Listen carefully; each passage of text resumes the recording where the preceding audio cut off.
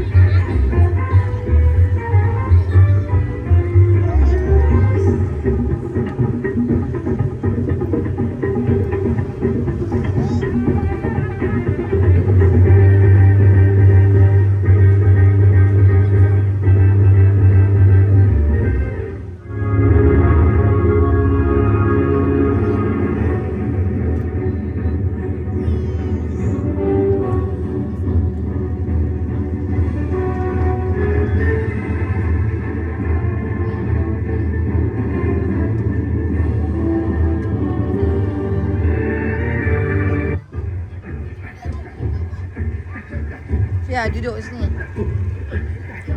Sini duduk. Tepi sini lah. Kau ni